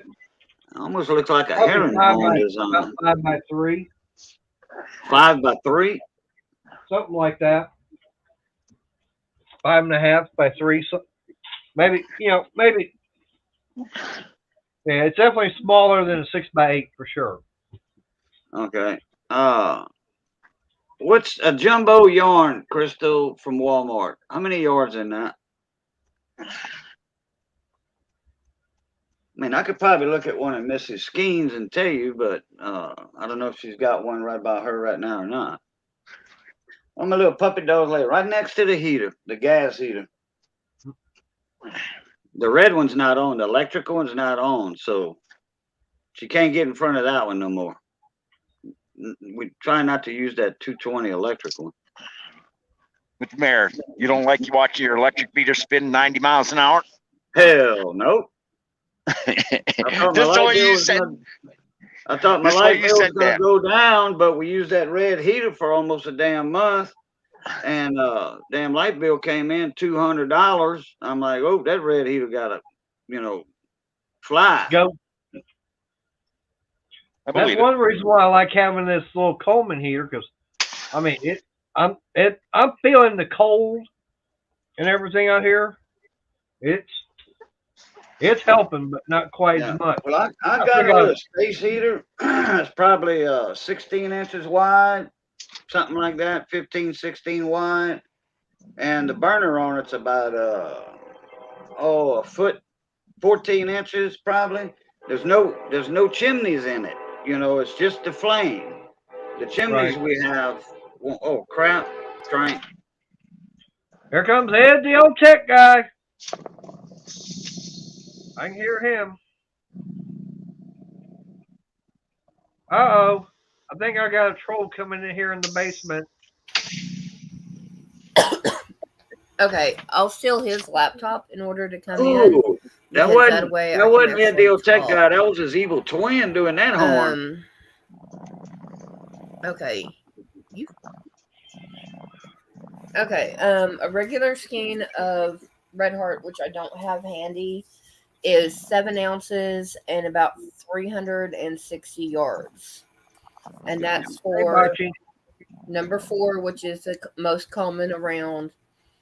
The one I'm working on right now, crap, and I just lost my stitches. Screwball it. This right here is a number 5. I think. Yes, this is a number 5 bulky. Hey, Bachi. Let's see if I can get these held up.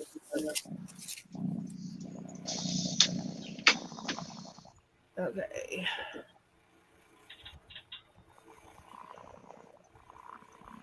Okay. Can you guys see the difference in them? Oh yeah. Okay, the number one on 4, number the 5, number- or 5 and 6. yeah, the one on top is a 4. The one underneath is a 5. Okay. The number 4, like I said, is the most common that people use, just simply because it's the most available. And if you get Red Heart, it's about 300 a skein for 360 for 7 ounces. Hello, Bachi.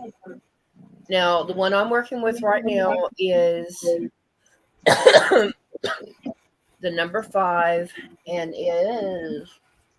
it is. I love it. I actually have the label, so I can read it.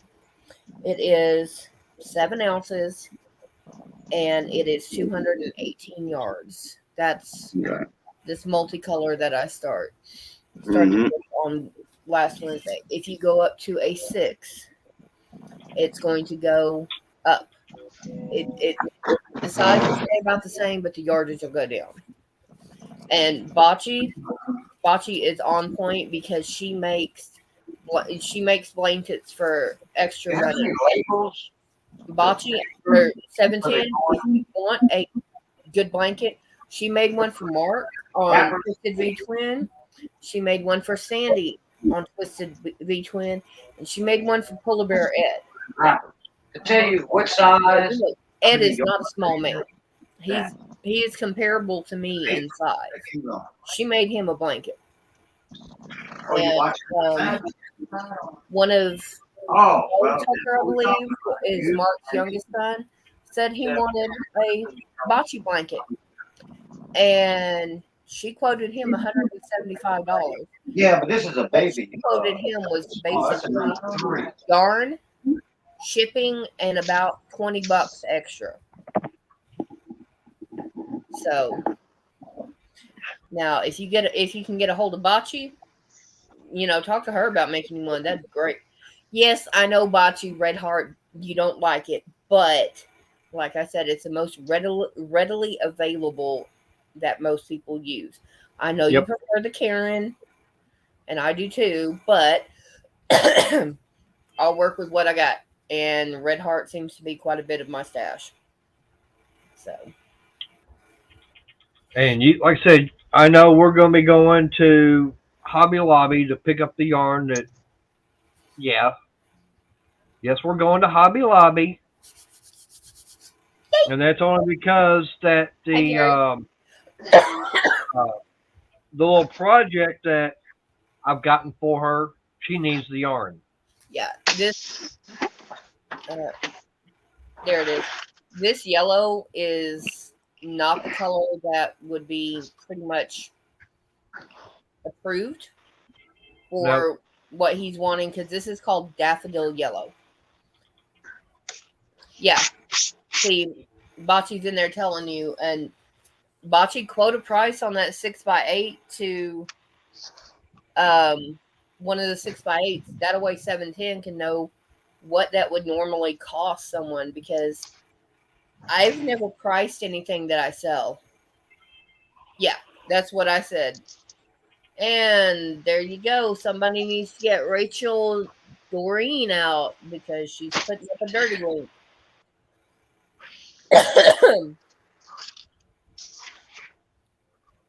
Yeah, I know. That's what I said. The 175 was basically yarn, shipping, and 20 bucks extra. That was it. What would you normally charge for that?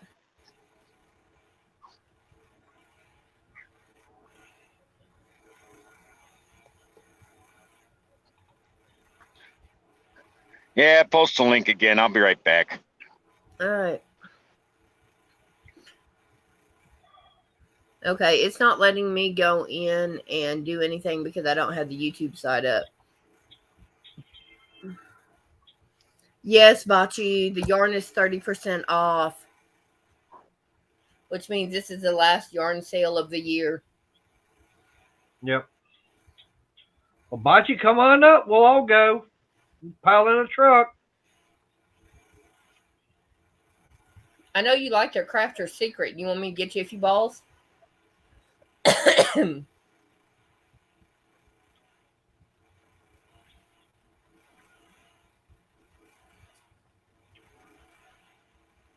But yeah, like now like I say, she's got Crystal's got something to make for me and everything. Okay. Actually, she's got two things to make, but we gotta get the yarn and everything to do it with. Yeah.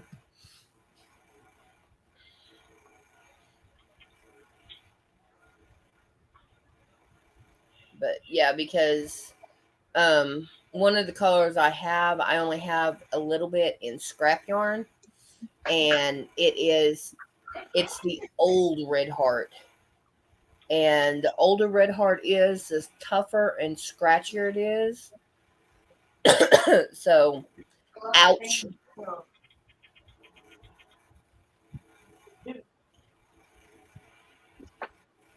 Missy's saying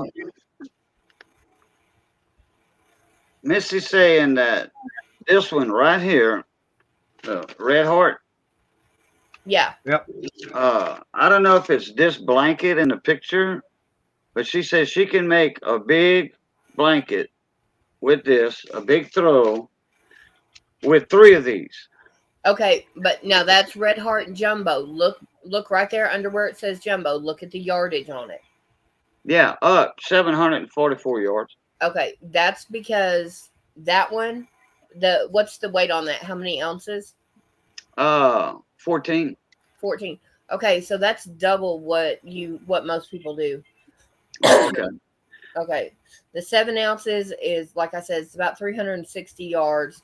So going by that would be 6 regular skeins, and that's 3 of the 3 jumbos. Yeah, and this is the 5.5. Yeah. Thickness, 5.5 mils. Hook. So yeah, that would be 22. Well, 2,300 yards. Yeah. 3 of these, 2,300 yards. And see, with my 5, I'm using an 8mm hook, which this part where my finger is where they count the millimeters. So, and this is big and kind of holy. Yeah. But that's just it depends on the pattern too and all that. Yeah. The stitch, the stitch pattern, but just a plain Jane throw 3 of those. So I don't know. Yeah, but they're 710. It's Missy, Crystal, Bocce. Bocce's sweet because she's been doing it for 20 plus years more than me. Okay. Yeah, Missy's been doing it. She's gonna be 58. No. Oh, sorry. She just turned 58, and she's been doing it since she was 11 or 12. Okay, my grandma taught me. Yes, we know Bocce, but It's cheap, and Walmart is probably the closest store that has yarn.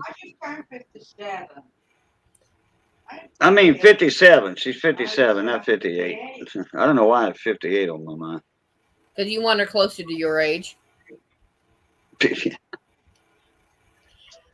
But yeah, I'm working with. Yeah, that's the closest place for yarn over here is Walmart. Yeah. We don't have a Hobby Lobby.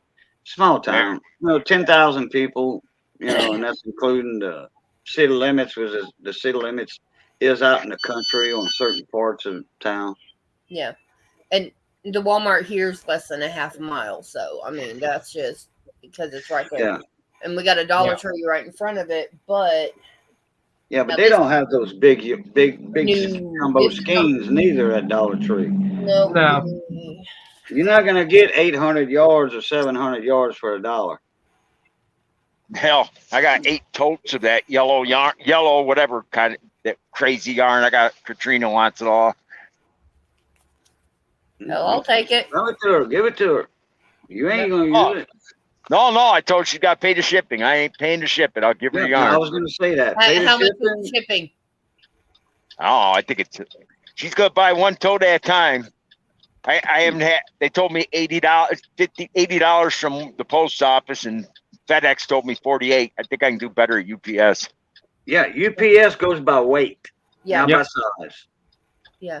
See, this is the number 4 yarn again. This is the Dollar Tree. It's called Just Yarn. It's 130. Me? Our pictures froze. That's all. Okay, and it's 130 yards per ball. Versus that's good for a baby blanket. Something like that. Something small. Baby outfit. The green one behind Michael. The green one. You mentioned the name. You mentioned the name of the one brand of yarn. I forget. Premier or Red Heart or Karen. I think it's Red Heart. Yeah. Yeah. Now Walmart handles a lot of Red Heart. My mother had so many. She bought that yarn, and I don't know what she was doing with it all. Well. 710 definitely use UPS. UPS is the cheapest one. I mailed off. 710 knows. Okay, these flips, these coin flips. Mm-hmm. Okay.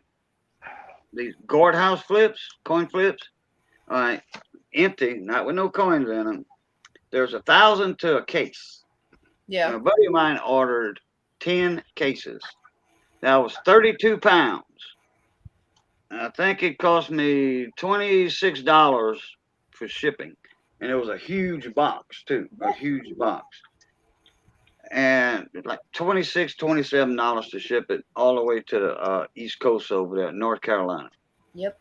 Bocce, That's small cheap. towns, you can't find, if you need Walgreens, CVS, Walmart, anything like that, you got to go 1 to 3 hours down the road. That's what I grew up in. Hell, we got 3 of them in my town. We got 3 Walgreens and 3 CVS's, because Walgreens bought out CVS, and they're right across the street from each other. Walgreens built one. Oh, CVS had to buy it, build another one. My city's 22,000 people. We got divided by north side and south side. And I kid you not, Walgreens built CVS built a brand new store. Walgreens, before they bought them out, said, "Oh no, you don't." They came in, bought out the Pizza Hut, kicked them out, bought their building, literally bought the Pizza Hut, moved their building. They didn't tear it down. They moved the building 4 blocks away just to build a store, new Walgreens across the street from the CVS. Then on the south side of Meyer, they built a brand new CVS. Oh, Walgreens came in, same thing. So they got the Walgreens, and across the street from Walgreens is, CVS is a Rite Aid, and they're literally 3 blocks apart from each other. Or the same stores. Like, you got to be kidding me. Yep. That's how Burger King and McDonald's does it. McDonald's, actually, it is in their contracts if somebody buys a franchise, you cannot build a McDonald's less than 1 mile from their nearest competitor. It is less in their franchise contracts. You have to build it less, or you cannot build it less than a mile. There's they have a place they want to put a McDonald's within a 1 mile radius there has to be another competitor. Oh, within And the by the one. way, Oh, yeah. Yeah. Usually they cat a corner or next Yeah. door to each other. Or oh, couple and by the blocks. way, Briggs, CVS bought out Eckerd's. Yeah. It I wasn't remember Walgreens. Eckerd's. Oh, I whatever. remember But Eckerd's. Walgreens and CVS are owned by the same company. No, they're not. They're separate companies. You know, Yeah. they maybe not around there, but in New York they are because Nope. they closed up. Walgreens bought out the CVS and they closed them both down, both the stores. Yep. Well, All they right. might have bought. let's They talk might have about- bought the property, but they didn't Bye. buy the store itself. Oh yeah, they bought the store. They Yeah, bought. they bought the property, but they didn't buy the company itself. The business. They bought itself. they bought Right, those they- two franchises because it said under new management, big closeout, and the management was CVS. They had it right on the store. They bought those two locations out. They didn't. CVS sold them right out. But what's funny is, we got a CVS warehouse right down the road, so I don't. And I know I got a friend of mine that works for that CVS warehouse, and his pay stub says CVS Walgreens Corporation right on it. He drives for them.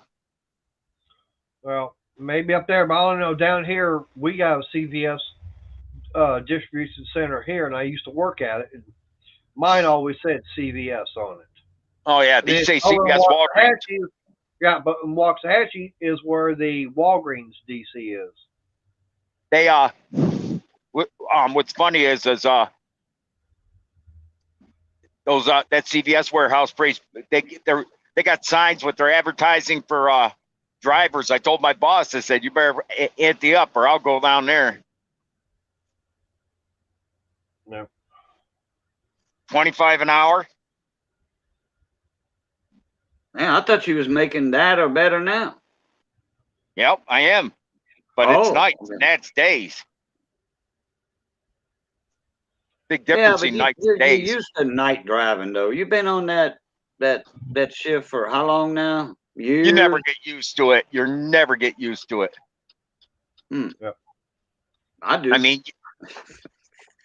you never really get used to it. I mean, but you're a Count Dracula. What are you talking about? Yeah, I'm a night owl, man. I'm a vampire. According to you. You are. You're a damn vampire.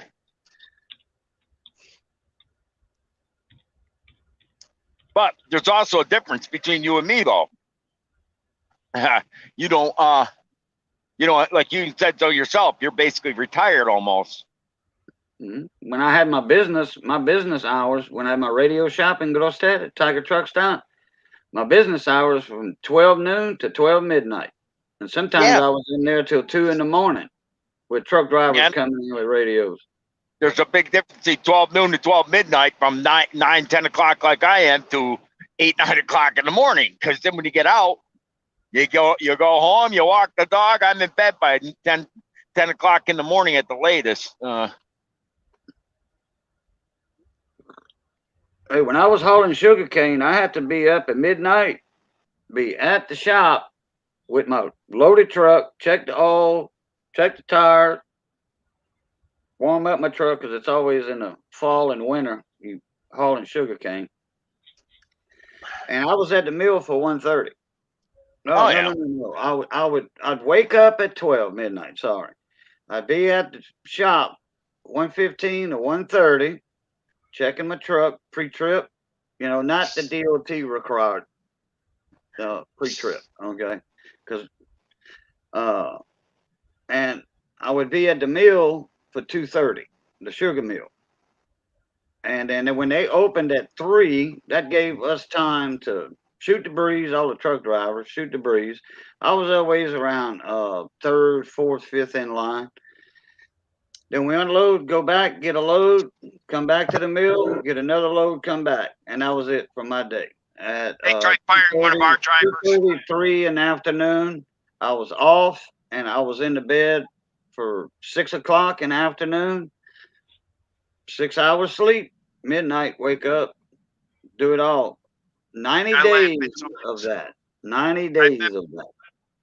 Yeah, there's a big difference in 90 days and 12 months. Oh, yeah, I know. But, and then my shop, that I had in town, not the one at Tiger Truck Stop, the one before Tiger Truck Stop. Then I was regular business hours from like 10 in the morning, 11 in the morning, open, and then shut it down about 10 at night. Yeah. Those were back in the old days. Hell, today they don't even use. Nobody uses a CB anymore. But like they tried firing one of our drivers, not because he went down the road and he had a problem. They tried blaming it on him because he didn't do a pre-trip because he lost a bearing on a trailer. FedEx wanted him to be fired, and my boss said, you can't pre-trip over every damn last thing. And a wheel bearing, they are unpredictable. You go down the road and 5 miles down the road, have them go bad. You cannot check wheel bearings on a pre-trip. You cannot check wheel bearing. No, you can check your oil level, okay, on your glass. Yeah. That you check that. But no, if a wheel bearing goes out, no, you can't blame that on the driver. Man, that's common sense. That's mechanical issues. Yep. What about if the engine blows up? Okay, it's full of oil, but something happens and the engine just throws a rod for no reason. A mechanical issue, not an oil issue. Can't blame that on the driver. I lost a sleeve in one of my engines. It was going down the road fine, running like a top, and all of a sudden the lights started flashing on that thing. The oil pressure dropped, and literally one of the cylinder sleeves moved. And boy, oh boy, that was a fun day. Yeah, it filled moved. The engine full of the antifreeze. Antifreeze and oil. That's not good. Not. Yep. All right, coming up on 3 minutes before I shut it down. I've been putting the warnings out there. Yeah, I think it's amazing how much everyone's complaining about car prices and that, and it's like, it don't help though when you got people paying $20,000 for a 20-year-old truck. That T100 group I belong to, some guy's got a 97. Yeah. 97 T100. He wants $14,000 for it with 200,000 miles on it. I couldn't get it refilled. Yeah, because you're going to come in there. Because I'm fixing to be shutting this down and getting inside. You're going to get all the trash, take it out, take it down, and then go get my Brad at 10 o'clock. Okay, hey, Crystal, he's got 3 minutes left. Okay. I'm not saying right now. Extend it another 5 if you take up his 3 minutes. Nope. Hey, Cajun. No. Because the more time you guys take up, the less time he gets later. Yeah. And I want that time later. Yes, because if you don't, you're going to freeze your ass off because I'll take all the cover. Yeah, I know. Mm-hmm. Yeah. We already know what time you're talking about. It don't take a rocket scientist. Well, it might take a truck driver. What's that? I say it might take a truck driver. Hey, I didn't say that. I don't chase them. No, thank you. Well, I'm already shutting the heat off. Ajax won't wash off what you get from one of those. I'll agree to that. Hey, when I first started driving the truck, my father always told me, he said, "Don't chase them hookers walking around the park." I said, "What are you, crazy?" Yep. I got enough problems. I don't need that. Yeah. Of course, I'll tell you it all. A buddy of mine, no true story. He's a trucker too. He was up in Illinois, pulled into a pilot, and every week this one woman kept flirting with him that worked in the pilot every week. And after about 6 months of him passing through there, he finally invited her in that truck. And they had a good time, man. I don't need to go into details. Yeah. But anyways, they said their goodbyes. And he finally gave her his phone number after that, you know, figure helping. And she didn't say nothing. She never called him. She texted him to ask how he was doing and that, blah, blah, blah. When you coming through, and I got a surprise for you. He came back. It was 2 years later. 2 years later, before he got dispatched out there, and he came there, and she made sure she had a day off, and she was there, and she showed up, and he came out, and he came walking over to his truck and went to give him a hug, and there was a baby sitting in the front seat, and he says, "Oh, whose baby?" And she said, "Yours." Like, well, why didn't you tell me? She said, "I wanted to wait till you came through." And it was like a year and 6 months later, almost, not 2 years, not quite 2 years, but year and a half later, and he did the right thing. He took her, told her get in the truck, and they went down. They went out, got married, and he came back, and they took her. He took her and took her home with her. They got married. That was 15 years ago. They're still together. Yep. 8 more kids, but yeah, I did say. It's right after 9 o'clock, so I'm shutting this down. So, Cajun, you want to say your goodbyes? Yep. All right. And I'm going live in 10 minutes. So, everybody, love, peace, crackling grease. Later. Flu top. I'll put the link in chat. There's the link in chat. 10 minutes. All right. Catch y'all later so I can get set up. Yep. All right, guys. Appreciate everybody's been here. Like I said, with me, with the new hours and everything I've got to, at work and everything being early, that means I got to get up earlier. And, yep, that means I can't go till 10 o'clock like it used to. But I appreciate everybody that's been here. So, hopefully Wednesday I'll be back doing another live stream, and y'all come back. So until then, you have a good one, and God bless.